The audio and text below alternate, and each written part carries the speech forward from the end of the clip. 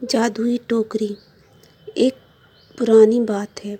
रमेश नाम का एक कम उम्र का बालक अपने परिवार और दादा दादी के साथ एक छोटी सी पहाड़ी से सटे गांव में रहता था। गांव का नाम नौबतपुर था। रमेश काफ़ी शरारती स्वभाव का एक लड़का था और वह तरह तरह के बच्चों वाली नादान हरकतें किया करता था। उसकी हरकतों से हमेशा कोई ना कोई छोटी बड़ी आफत आ ही जाती थी। इस गांव से कुछ दूरी पर एक जंगल था। एक दिन की बात है, रमेश उस जंगल में घूमने के लिए गया हुआ था। वह उस जंगल में इधर उधर बस यूं ही घूम रहा था। तभी एक जगह रास्ते में ज़मीन पर गिरा हुआ बांस की बनी हुई एक टोकरी को उसने देखा। वास्तव में बांस की टोकरी एक साधारण टोकरी न होकर एक जादुई टोकरी थी।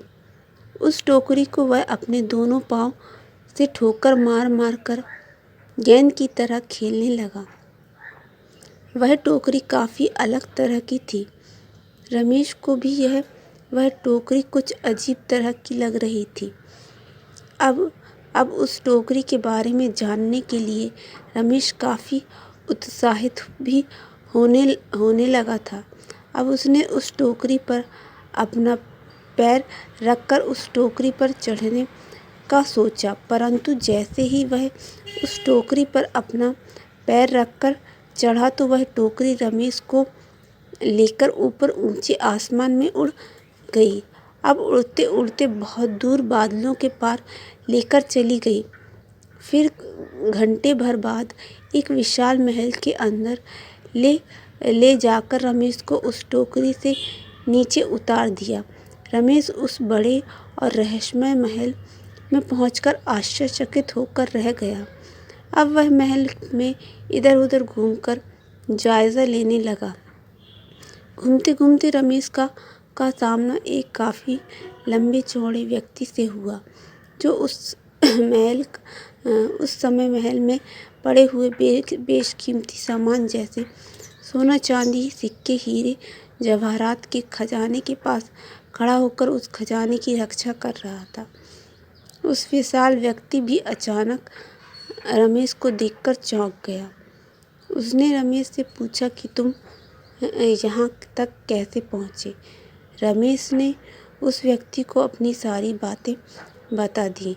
वह विशाल व्यक्ति काफ़ी दयालु था।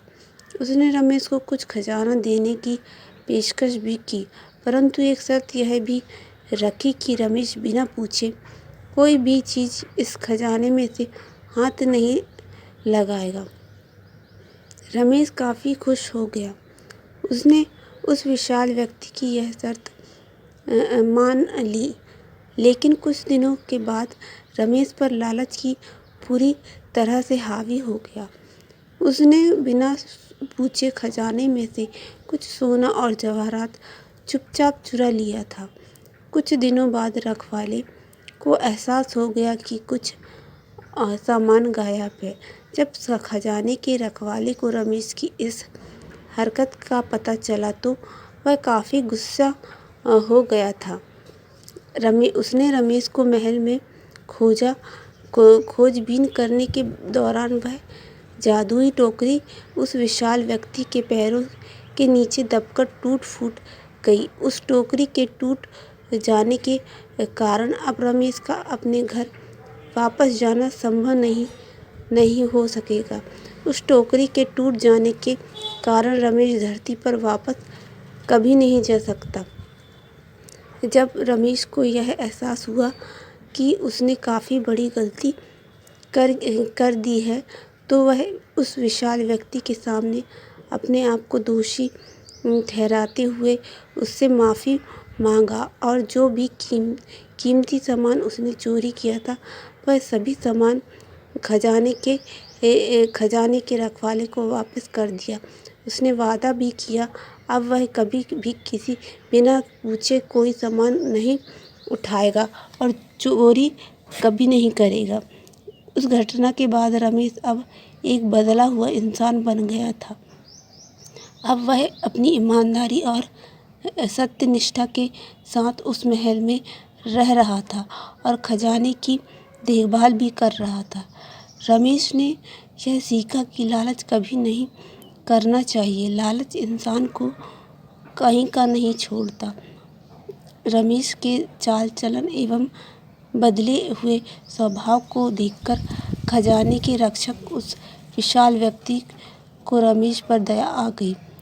उसने फिर से एक जादुई टोकरी बनाई जिस पर सवार होकर रमेश अब अपने गांव जा सकता था। एक दिन रमेश उस टोकरी पर सवार होकर फिर से अपने गांव की ओर उड़ गया। खजाने के रक्षक ने रमेश को कुछ खजाना भी दिया।